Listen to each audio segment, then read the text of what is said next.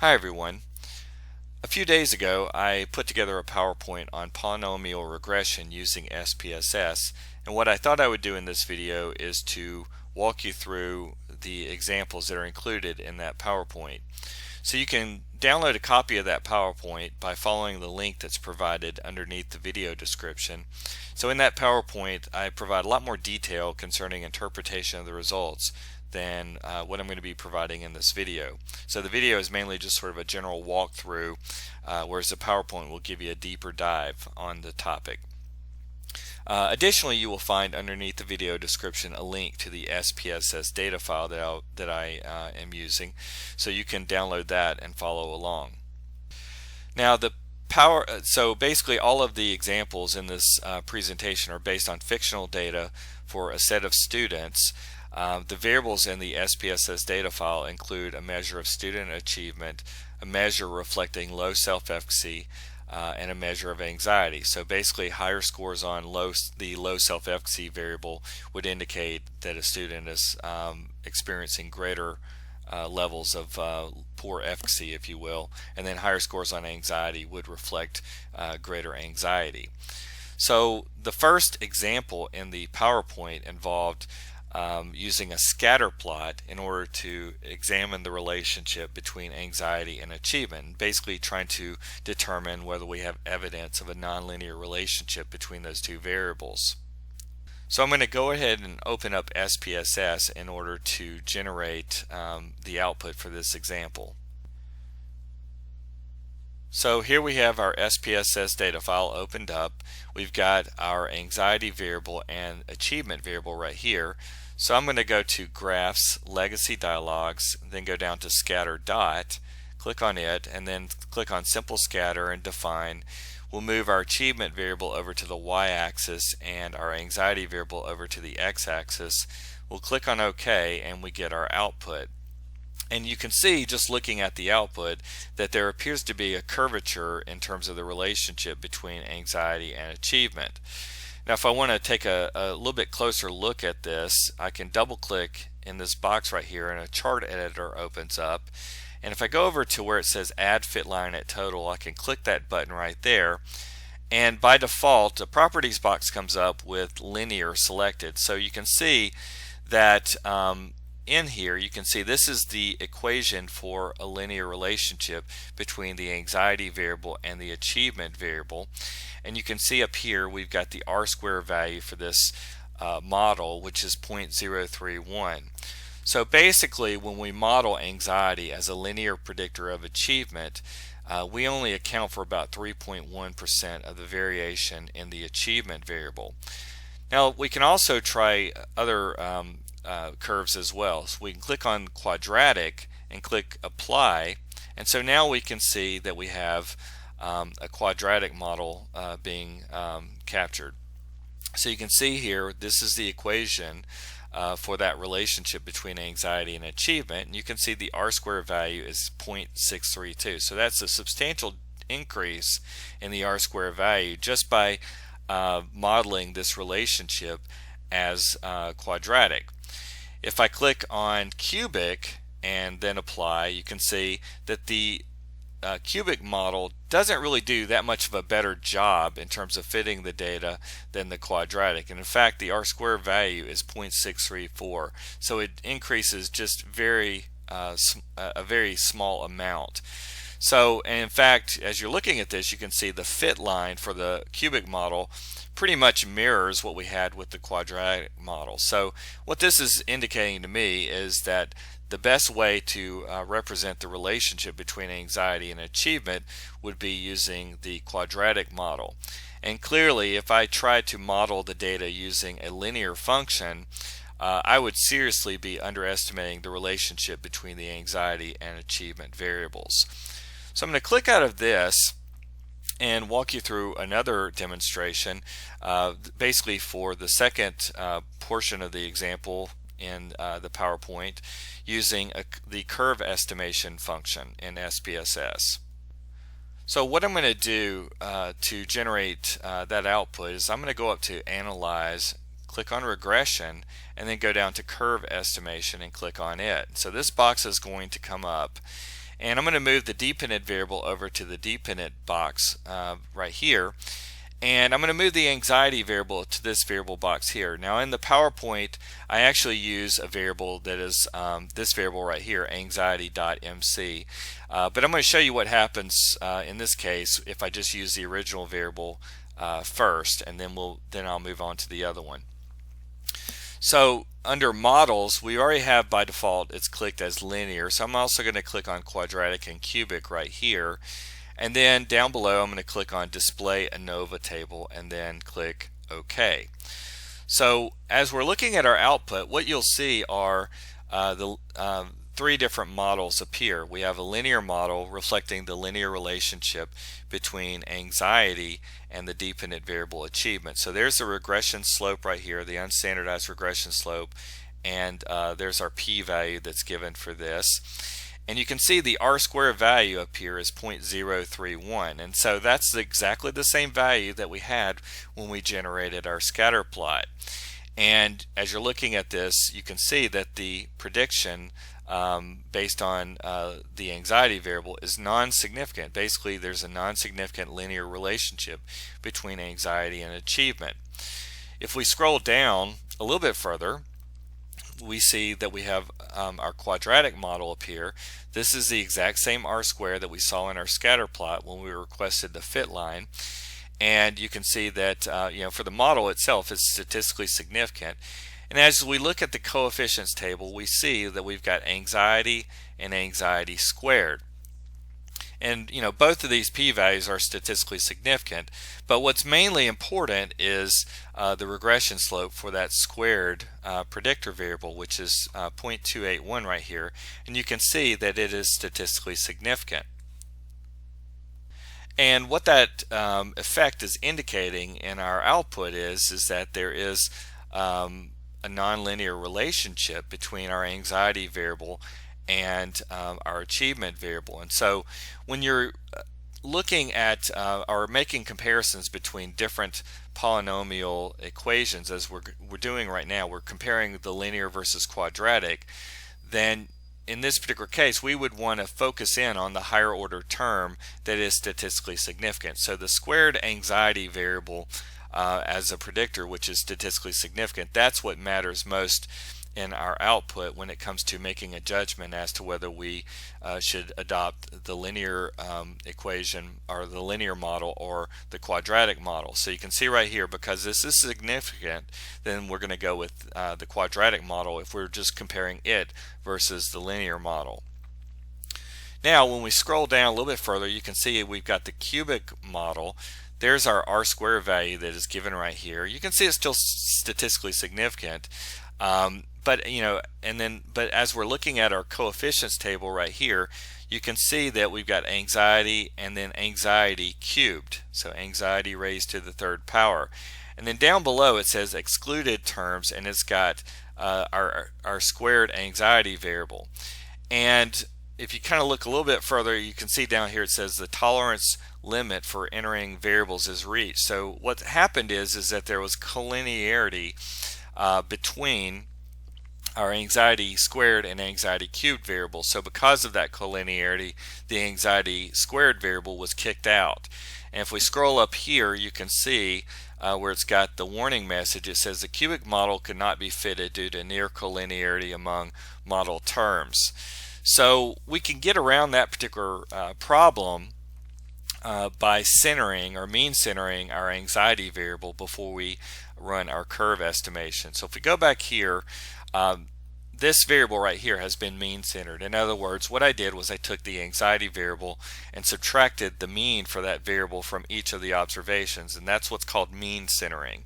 So to be able to do that, what I did was I first generated, went under descriptive statistics and generated the mean for this particular variable. So I'll just kind of reset this and walk you through. I'm just going to move the anxiety variable over, click on OK. You can see that in our table of descriptives we've got our mean that's given. So I'm going to copy this and go back under our regression and click on transform compute variable.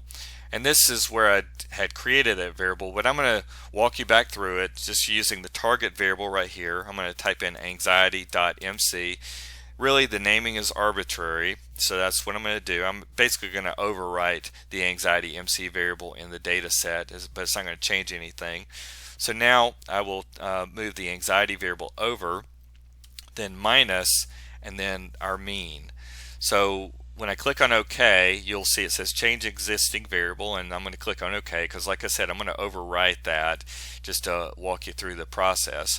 So now we have our variable, and so when I go back through regression, click on curve estimation, instead of using the anxiety variable, I'll move the anxiety MC variable over, and when I click on OK now, you can see that again we have the same outputs as before, largely for our linear and quadratic models, and then for the cubic model you can see that now we've got our linear term, our square term, and our cube variable that's been entered as well. But you can see right here that that cubed variable right here is not statistically significant, which again is really just highlighting the fact that really our quadratic model is a better one, or a better fit than our cubic model, even though the r-squared value is slightly higher than that for the quadratic.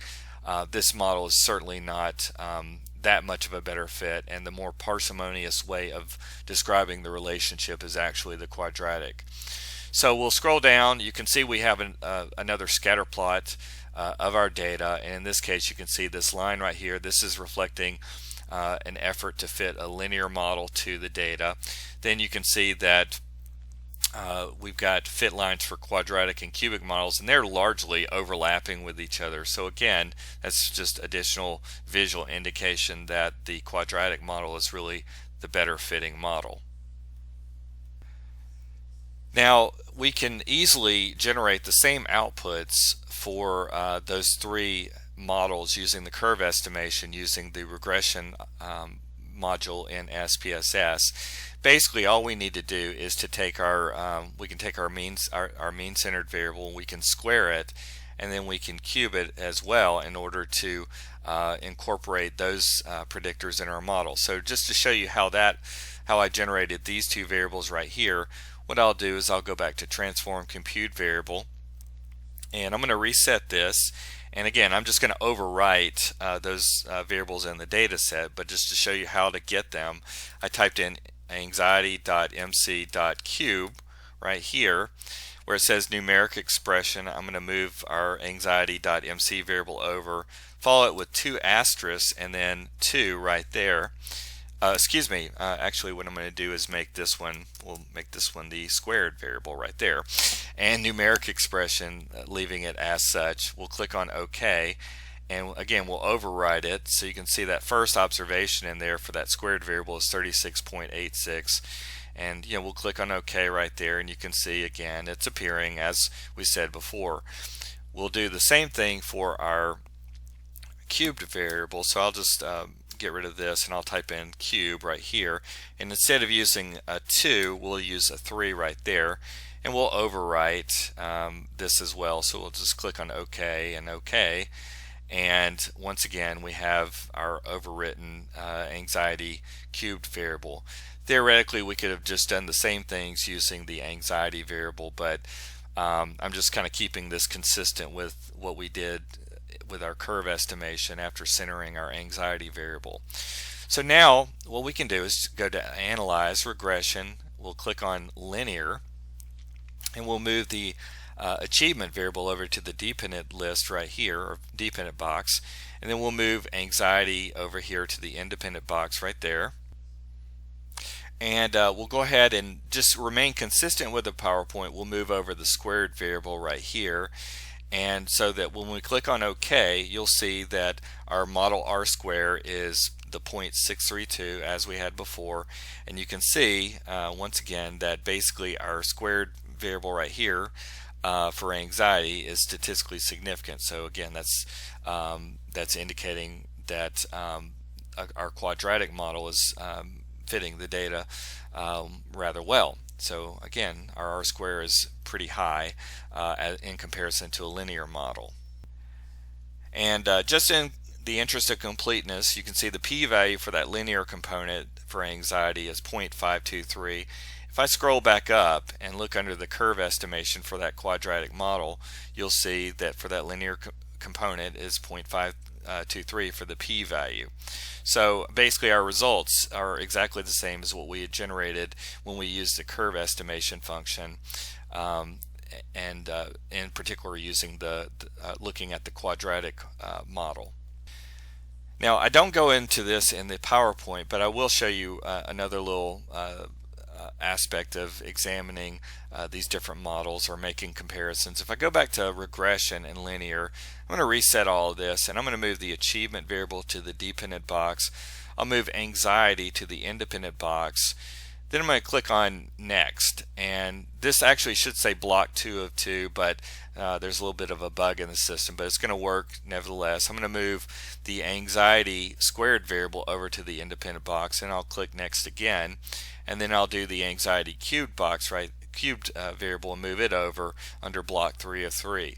If I click under statistics and then click R squared change, what I can do is basically look to see if there are statistically significant increments in R squared with the addition of each variable along the way. So this is basically a set of hierarchical regressions. So we'll click on continue and then on OK here, and so you can see for the first model we're adding in that linear component right there. So you can see the R square is 0.031, which is what we saw before.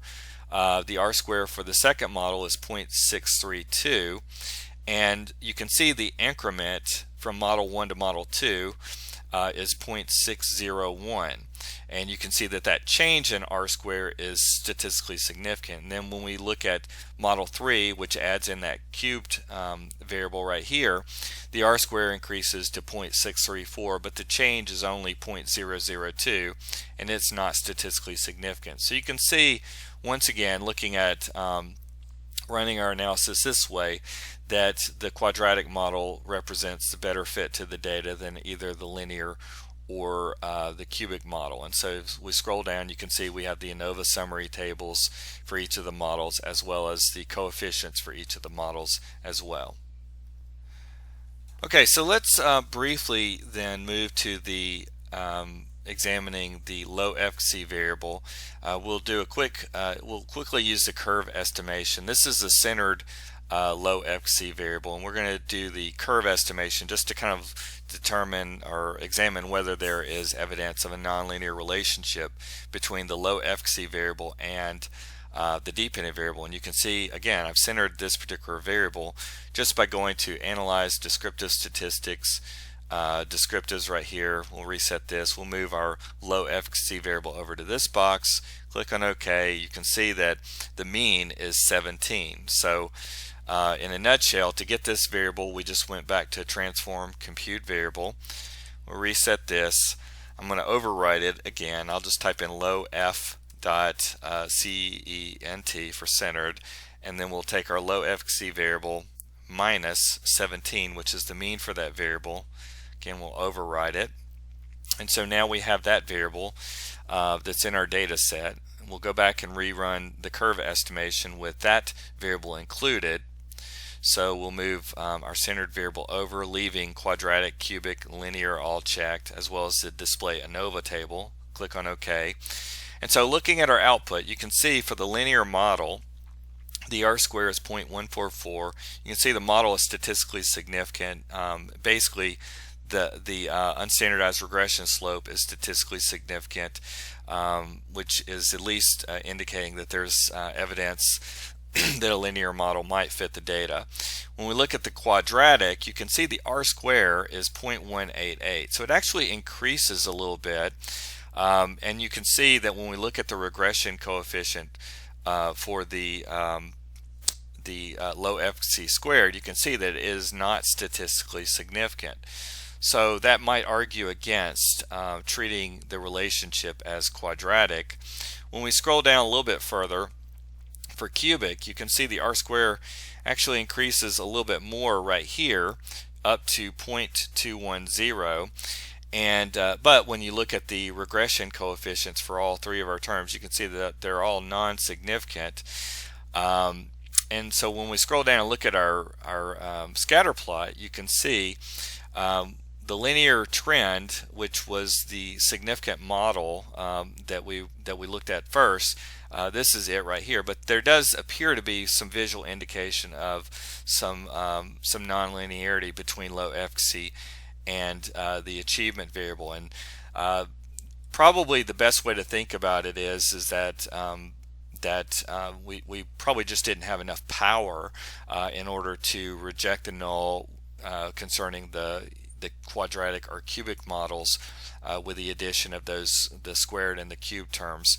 But for this demonstration, we're just going to leave this as assuming that we have a linear relationship between the low efficacy variable and our achievement variable. And for our last demonstration, what we'll do is we will create a model where we include the anxiety and anxiety squared variables as predictors, along with the low efficacy variable, treating the relationship between the low efficacy variable and achievement as being linear.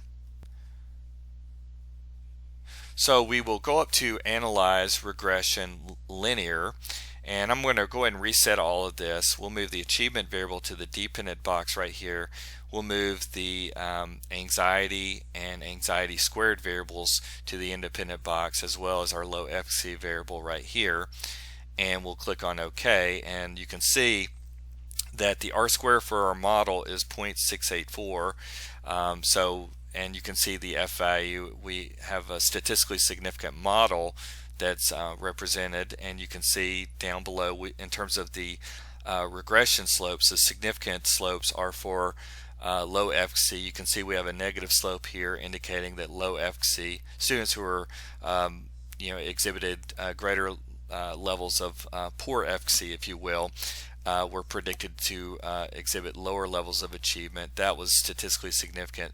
But then you also see for the anxiety squared predictor right here that is statistically significant. So there is again evidence that we have a nonlinear relationship between the anxiety variable and achievement variable.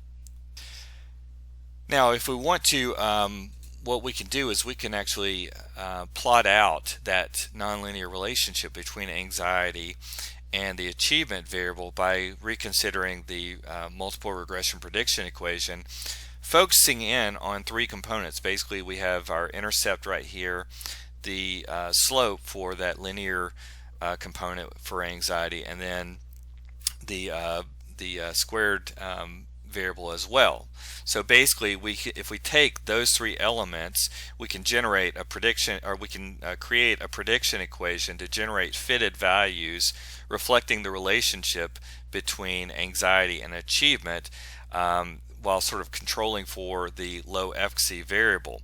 So you can see what I've done is I basically have gone back through the transform compute variable option, and you can see that now in this screenshot I'm creating a new variable. This is just predicted achievement, and you can see I've got the intercept plus 0.04, which is the slope for the anxiety mean-centered variable right there. So we're multiplying those two, and then plus the product of the regression slope for the squared variable times the squared variable. And so when I click on OK after going through this and typing this into the numeric expression, I'll get a new variable in our data set that is called predicted achievement. And so then I can use the scatter plot function in order to graph out that relationship. So you can see right there, this is basically a plot of the fitted values on the achievement variable across levels of the original anxiety variable. So you can see right here I've just moved the predicted achievement variable that we are computing over to the y-axis box, and then plotting it against the original anxiety variable that you see right here. And so this is a plot of the fitted values on predicted achievement against the original anxiety variable. So just to really drive this home, here I'm using my compute function again. Again, this was I went here through the transform menu. There's my target variable that's given right there. Under numeric expression, there's the intercept plus the product of the regression slope and anxiety mean-centered variable plus the product of the regression slope times the anxiety squared variable there. When I click on OK and look at our data set, now you can see we have our predicted achievement variable right here. So when I go under graphs, legacy dialogues, scatter dot, simple scatter, and then define, I'll just reset this. I'll move my anxiety variable over to the x-axis, predicted achievement to the y-axis, and click on OK, and there you go. Okay, so that pretty well concludes this video demonstration of polynomial regression using SPSS. Thanks for watching.